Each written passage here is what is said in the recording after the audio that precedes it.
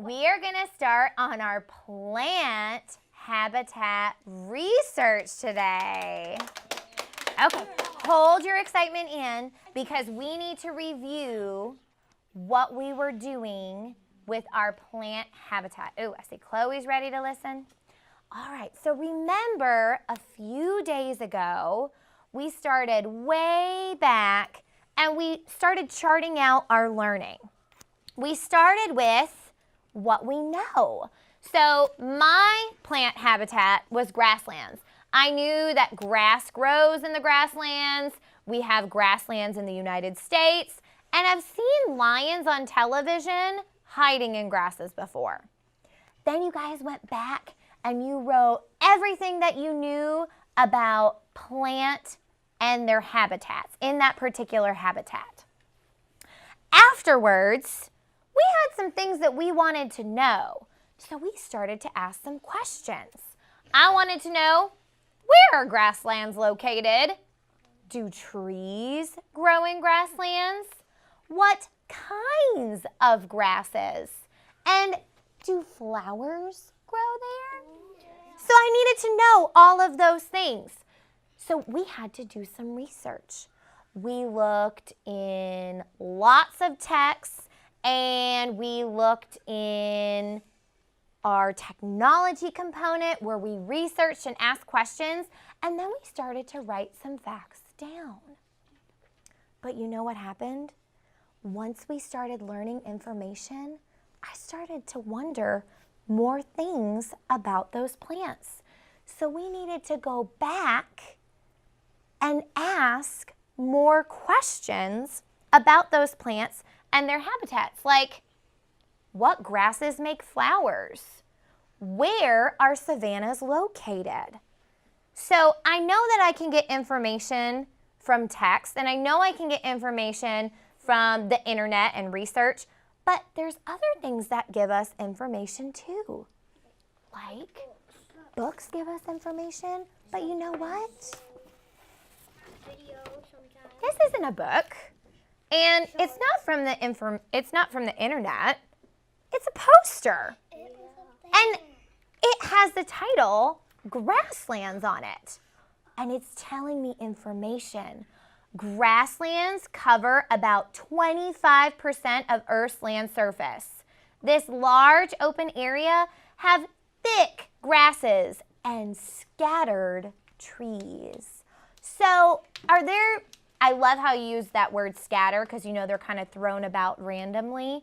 So you can see in the map, using the map key, this brown area, this is where the grasslands are located. And it goes back to my question about the lions hiding in the grass. And then, well, that's what I knew about my lions hiding in the grass. But what kinds of grasses go there? So I see that there's two different types of grasslands. There's savannas. And what color grass is that? Brown. It's like a brownish tan. And then there's temperate grasslands. And these grasslands are called prairies. They receive more rainfall than the savannas. So these grasses are greener because they receive more what? Rainfall. They receive more rainfall. So what you're going to do today is we're going to look at all of the information that we've collected. And you're going to look at some posters. And you're going to start writing down some facts about what you learned from the posters. Because we're going to look at posters and we're going to look at some photographs as well. Raise your hand if you are researching plants in the rainforest. Raise your hand if you were researching plants in the desert. Evelyn, why did you choose the desert to learn about plants? I don't think about plants in the desert. Why did you say, I want to know about that? Because cacti are the only plants that live in the desert because they're the only types of, that's the only type that has water inside of it. So you wanted to kind of explain to other people that cactuses grow in the desert, and maybe you wanted to clear up any misconception that maybe other plants could live in the desert, and you wanted to explain that to other people. Baylor, why did you choose tundra? Because I like all the colorful flowers that grow there. Wait, what? There's colorful flowers in the tundra? Yeah, There's yes, roses. There's even like roses that some of them we don't know about that are in the tundra. Oh my goodness. I can't wait to have you guys share that information for the rest of the class.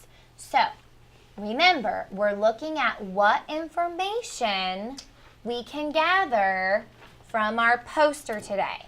And then we're going to use other resources to help solidify our learning. Give me a thumbs up if you understood that.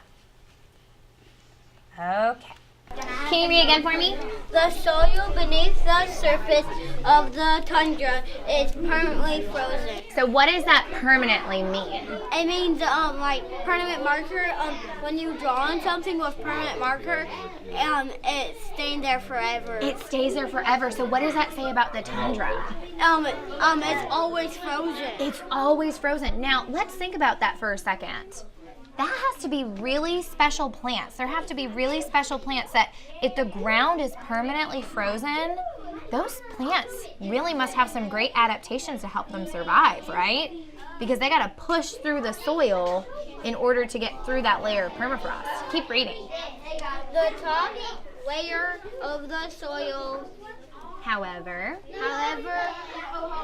thaws just long enough of plants to grow and what's that word? Help me out. reproduce Reproduce. The low Growing. Making that O sound. plants of the tundra Include mouses, lichens. grasses, and Use those three-letter blends. shrubs. Shrubs. Okay, so Daria, did you hear something that was important that we need to include? Or maybe we need to include a picture. Okay, so you want to highlight the flower? You think that's important? Because a lot of people have that misconception that we don't think of flowers growing in the tundra, do we? This is an unusual name, so we should. Oh, you like that word shrub? That calls your attention? Okay, so maybe you highlight that and Daria's going to highlight the flower. And then you two keep thinking and maybe looking at some other information that you should highlight, okay? So which one do you want to highlight? Do you want to highlight this one, or this one? No, these three, because these are not flowers. Okay. Those are So plants. I'll just block this. Just like over here. And then it's Right here. no, because something caught my attention and you're thinking. Yeah, something caught my attention too. Ooh, that's really amazing fact. That's what I was gonna highlight because that also. Okay. Nope, they didn't think about it. Maybe we need to research that more. What did you notice about the plants?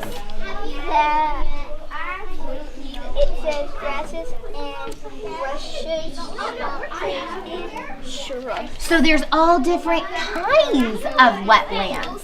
There's all different kinds of wetlands, like there's bogs and there's swamps and there's marshes.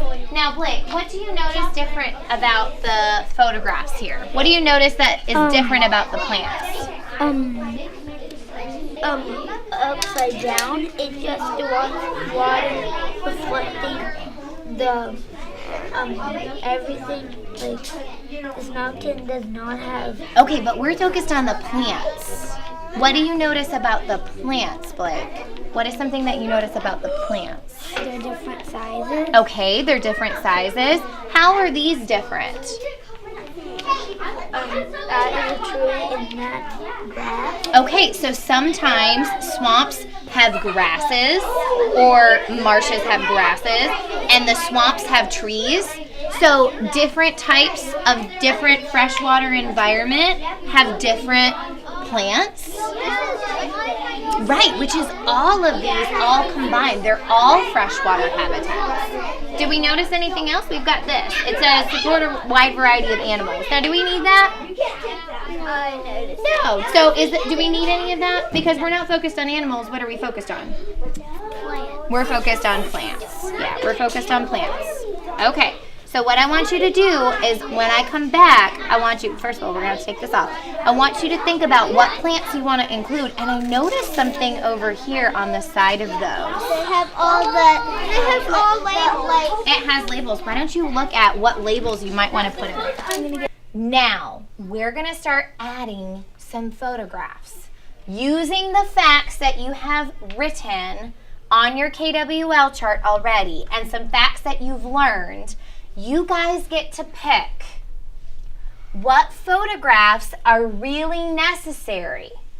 And then what I want you to start to do, remember how we started sketching what our poster was going to look like? Yep. So you're going to decide what photographs should go in your poster. So for example, I have my grasslands photographs, and I noticed that one of my questions was, do flowers grow there? And in the photograph, do flowers grow in the grasslands? Yeah. So I think that when I'm creating my poster, this photograph is something that is really going to help my audience understand that not only do grasses live in the grasslands, but flowering plants live in the grasslands as well. Now, I see this photograph, and this photograph looks, what does the grass look like? Brownish. And I go back to my poster, which tells me that brownish grass grows in the savanna. So is that an important fact that I should include in my poster? Yeah. So I'm definitely going to take this photograph as well, because I want my audience members to know that brown grasses typically grow in the savannas, but savannas are different than temperate grasslands. So you only get to pick 4. So that's going to be a hard decision. You only get to pick 4 of the best photographs for your poster. And then you're going to come together as a group and you're going to decide what information needs to be on our poster. Yes, ma'am. So who can tell me what expectations we should have when we are working with a group? What should we do in order to make our group successful? Joseph? You should listen. Oh, so we should just listen, or we should actively listen? Actively listen. Okay, so what does that mean if we're actively listening, Joseph? We're sitting up and we're nodding our head. Okay, we're sitting up, we're nodding our head, agreeing or disagreeing. What are we doing with our eyes when we're talking to one another, Kalia? You have to make eye contact Yeah. with the person who's talking. Because it's kind of rude that if you're talking to me over here and I'm talking over here, that's not really having an engaging conversation, right? How do we keep the lines of communication open? How do we keep those lines of communication open? Ethan? You keep talking. Yeah, but we just keep talking like rah, rah, rah, rah, rah, rah, rah. No, Ethan's gonna explain. your partner talks and then your other partner talks and then you ask questions. You ask questions, Carson Weiss. So we can ask Carson questions, or we can ask other group members questions. Why do they think that way? Maybe we shouldn't just ask questions about like our personal lives. We should ask questions about the plants. The kinds of plants that grow in that environment. Now, everybody has a job in their group, don't they? Some of us are artists. Raise your hand if you're the artist of your group. Okay. Some of us are the researchers. Some of us are the writers. And some of us are going to explain the information to other people. So we all have our very important roles. So when you go back to your groups, I want you to be thinking about, if I'm the artist in my group, what's my main job in the group? To listen to what somebody has an idea for, and then maybe that person could draw on the back of the paper that you were wanting to draw on and show you what their idea could be and see if they liked that. Okay, and we're thinking about plants, right? So maybe they had an idea about a particular plant that needed to be on their poster. Absolutely. If you are a writer, what's your job in the group?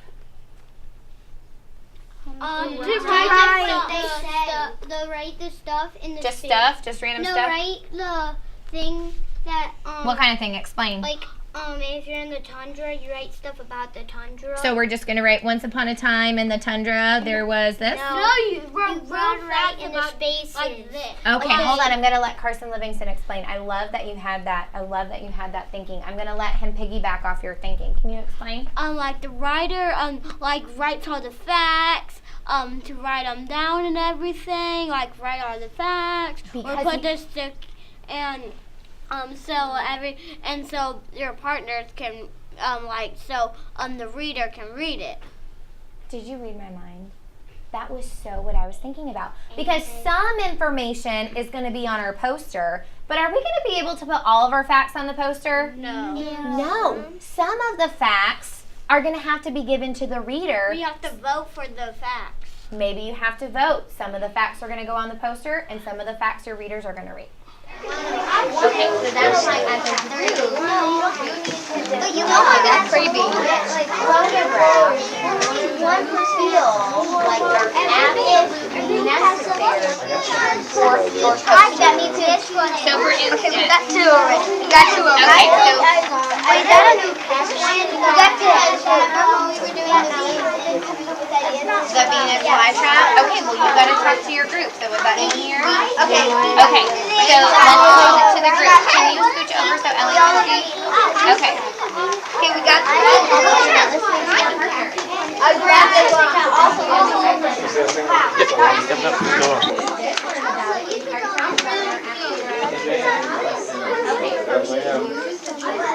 And it's alive. It's just a fight. Well, it does need soil, but it doesn't need the best soil, right?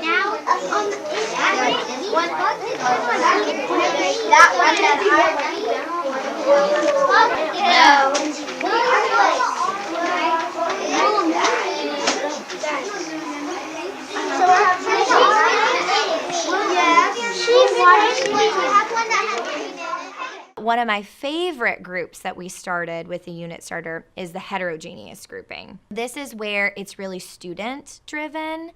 It's how and what they want to learn about. So we're talking about plants and plant adaptations, and I opened it up about where the students wanted to learn about different environments.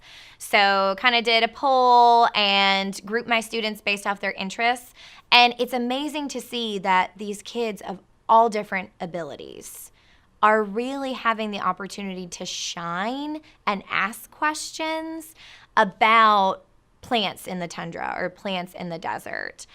So in terms of heterogeneous groups, when I started this process, I thought we really need to capture what they know before we can discover what they want to know and what they've learned. So I used kind of a starburst method in the fact that they would come together and we would have a mini lesson and we would talk about, my example was grasslands. So what I knew about grasslands, and we put it in a graphic organizer and we started the KWL chart. So I would discuss what I knew about grasslands, and then I would kind of pose the question, what do you know about your plants in their environment? So they would break off into their small groups. They would write a few things down that they knew. And at this point, they didn't know a whole lot. So I didn't have to spend a whole lot of time on that portion of the KWL chart.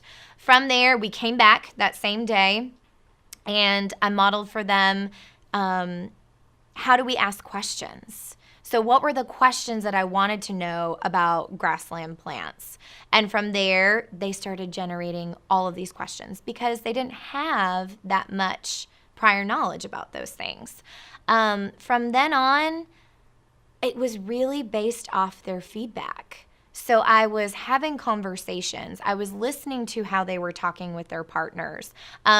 We started the learning. We got our hands right on text. So I had several different books about desert habitats, tundra, etc., and they just started peering through. And it was amazing to see their conversations that they were having with their peers and sharing different books. From then on, it was kind of like, well, there were some misconceptions that I needed to clear up. So I'd call them all back to the carpet and I would say, remember, we're looking at plant adaptations. We're not looking at animal adaptations. So it was really a learning process in where I needed to go for that day's instruction. Each day I would kind of have this big idea or this essential question for the day, and then it would change based off their feedback. And really, the learning, it just wasn't like we filled in the KWL chart and the learning was done. We went back after they learned, we went back and asked more questions. So now that you've learned something, based off what you learn, what are more questions you can ask about it? And that led to research on the computer and looking at graphics and really searching out other media to help support their thinking. When I modeled the grasslands inquiry, I started with the KWL chart. So I would do a lot of think alouds. So I would say, I know that grass grows in my backyard. And I started very simple because we wanted to keep it to what they know. So grass grows in my backyard.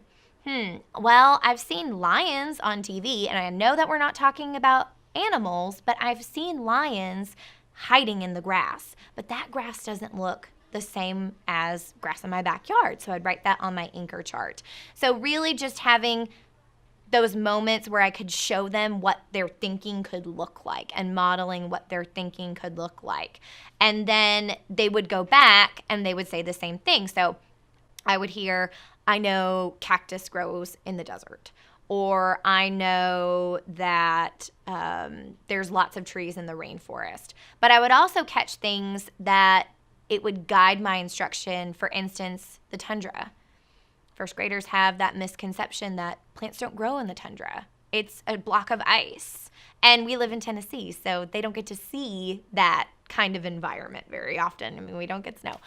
So to kind of see that misconception in their thinking and then go back to the carpet and say, or just have that conversation with the group, well, you know, if we're talking about all these different environments, the tundra must have plants too.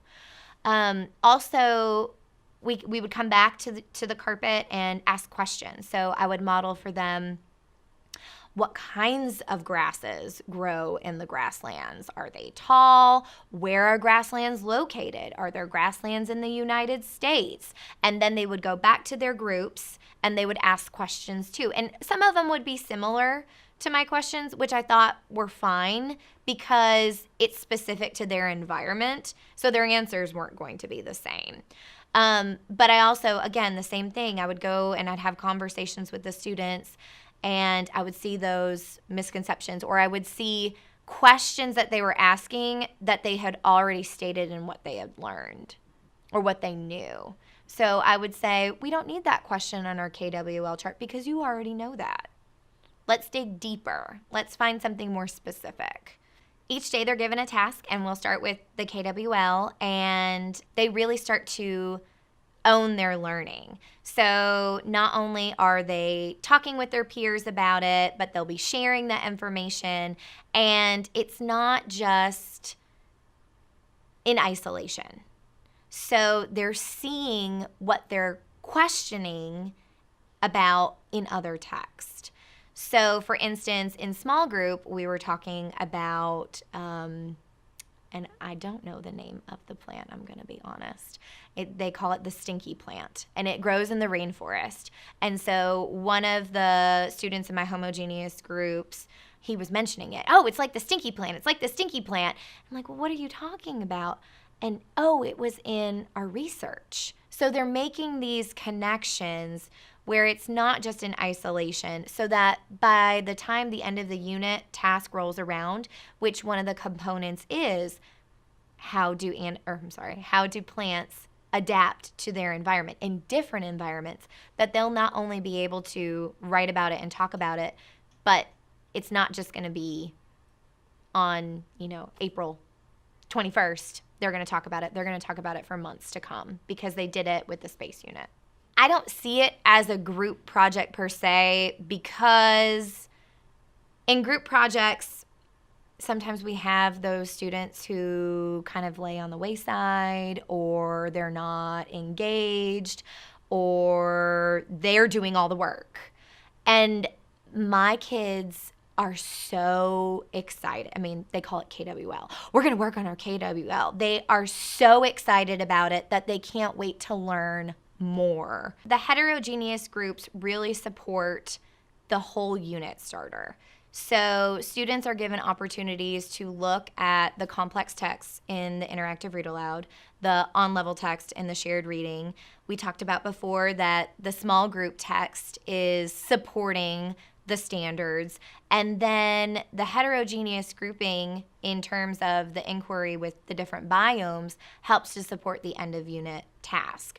So all of these pieces together are supporting our students so that they are prepared to complete that end of unit task. My kids were taught the space unit in October, and they're still able to articulate things, and it's April.